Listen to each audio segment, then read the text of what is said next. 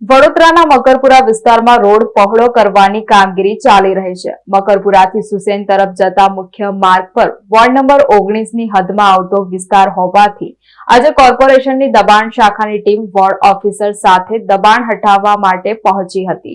આ દરમિયાન મકરપુરાથી જીઆઈડીસી તરફ જવાના માર્ગ પર ખૂણે આવેલી એક ફેબ્રિકેશન કારખાનાની જગ્યા મુદ્દે વિવાદ ઉભો થયો હતો। વિવાદ બાદ પોલીસ બોલાવવી પડી હતી। કારખાનાના માલિક અને દબાણ શાખાની ટીમ વચ્ચે ઉગ્ર બોલાચાલી થઈ હતી। કારખાનાની જમીન બાબતે કોર્ટમાં કેસ ચાલી રહ્યો હોવાના કારણે તેમના વકીલ પણ સ્થળ પર પહોંચી ગયા હતા। સ્થળ પર વોર્ડ ઓફિસર અને વકીલ વચ્ચે પણ ગરમાગરમી જોવા મળી હતી। મામલો વધુ વકરતા પોલીસને જાણ કરાઈ હતી, જેના પગલે પોલીસ સ્ટાફ ઘટના સ્થળે પહોંચ્યો હતો। કારખાનાની જગ્યા પર કોર્ટ દ્વારા આપવામાં આવેલી નોટિસ લગાવવામાં આવેલી હોવા છતાં કોર્પોરેશન દબાણ હટાવવા તૈયાર હતું। કોર્ટના હુકમનું પાલન ન થતું હોવાનું જણાવી કારખાનાના માલિકે જેસીબી મશીનની આગળ સૂઈ જઈ આત્મહત્યા કરવાની ધમકી આપતા પરિસ્થિતિ તણાવપૂર્ણ બની હતી। આ ઘટનાને કારણે કોર્પોરેશનની દબાણ હટાવવાની કાર્યવાહી ટૂંક સમય માટે અટકાવી દેવામાં આવી હતી। વસ્તુ એવી છે કે કોર્પોરેશને વર્ષ 2018માં અમને નોટિસ આપી હતી કે આ મિલકત ઉપરથી તમે કબજો ખાલી કરો।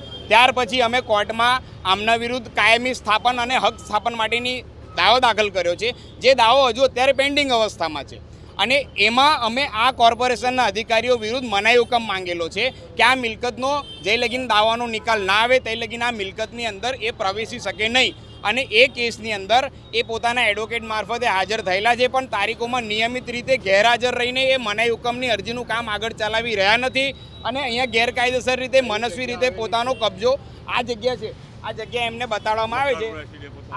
આ મકરપુરા એસટી ડેપોની સામે આ જગ્યાનું 1982નું ગુડવિલના આધારે વેચાણ રાખ્યાનું અમારી પાસે લખાણ છે અને જે મૂળ જમીન માલિક હતા, જેની જમીન જીઆઈડીસીમાં સંપાદન થયેલી છે અને એમાંથી બાકી પડતી જે જમીન હતી એ બાકી પડતી જમીન અમે વેચાણથી રાખેલી છે। 1035 સ્ક્વેર ફીટ આ જે ટોટલ જગ્યા છે 1085 એટલું જે અમારું છે તદ્દન ખોટી કામગીરી છે, ગેરકાયદેસર અને મનસ્વી રીતે કોઈપણ જાતના ઓર્ડર વિના અને અમને કોઈપણ જાતના વાંધા નોંધ્યા વિના પોતાની કામગીરી કરી રહી છે, જે બાબતે અમારે હાઈકોર્ટમાં રીટ પિટિશન આ તત્કાલીન તમામ અધિકારીઓને કેમ સસ્પેન્ડ નહીં કરવા જોઈએ એ બાબતેની કાર્યવાહી આગળ વધારવાની અમે એમને માંગણી કરી કે તમારી પાસે આ જે મિલકત છે તોડવા માટેનો કોઈ ઓર્ડર હોય કે લીગલનો ઓપિનિયન હોય કે કોર્ટનો ઓર્ડર હોય તો અમે અમને બતાવો। તે અમને આપવાની તદ્દન ના પાડી રહ્યા છે અને કહે છે કે તમે તમારી રીતે કરો, અમે અહીંયા અમારું કામગીરી ચાલુ રાખીશું, પણ અમે ખ્યાલ છે કે અમે પોતે તમારી ઉપર મનાઈ હુકમ માંગેલો છે તો કોર્ટના હુકમ સિવાય ઉપરવટ બીજા કોઈનો હુકમ હોઈ શકે નહીં।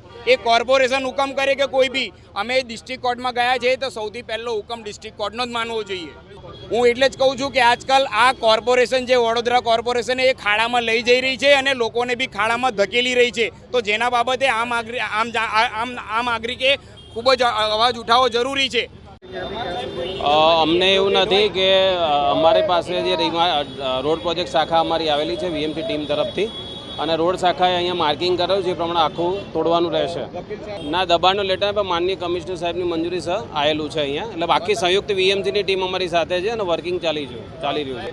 એવું અમને કોઈ આઈડિયા નથી, પણ અમારી પાસે જે છે લીગલ અભિપ્રાયમાં એવું છે કે બધું તોડવા પાત્ર છે અને હાલમાં કાર્યવાહી ચાલુ છે।